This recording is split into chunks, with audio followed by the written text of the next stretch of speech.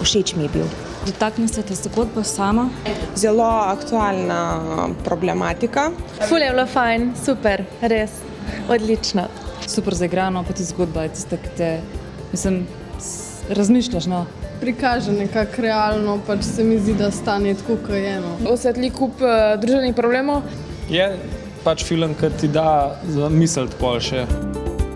To so bili prvi vtisi obiskovalcev po ogledu filma Razredni sovražnik, tokrat kot enega od 3 finalistov za filmsko nagrado Lux, ki jo od leta 2007 podeljuje Evropski parlament.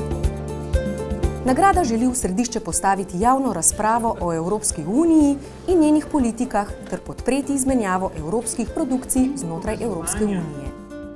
Gre za inovativen način, da se o pomembnih evropskih temah razpravlja z različnih stališč ter da se podpre kulturna in jezikovna raznolikost po Evropi.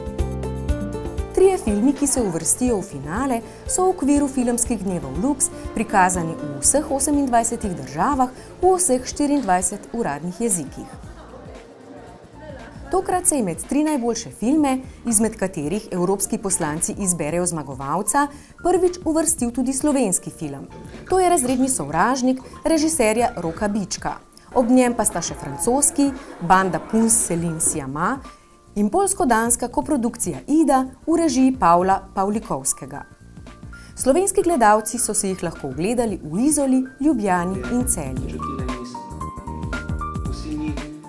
Po projekciji Razrednega sovražnika v Ljubljani so na okrogli mizi o filmu in nagradi Lux poleg ustvarjalcev filma spregovorili evropski poslanci.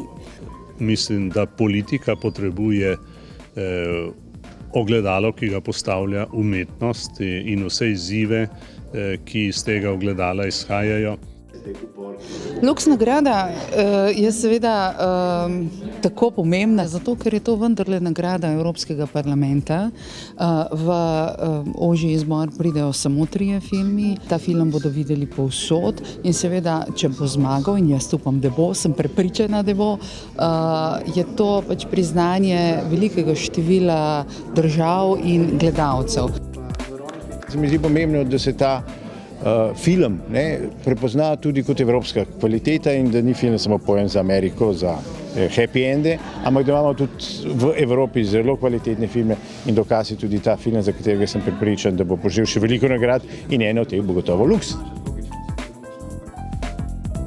Jaz mislim, da je ključno sporočilo tega filma, da se je treba v življenju v zahtevnih situacijah opredeljevati, da je treba zavzeti nek oseben odnos, drugače ne moreš naprej. Jaz sem uživala v tej predstavi. Zame je to prikaz karakterjev, odnosa med mladimi, med starejšimi, nenazadnje tudi v šoli.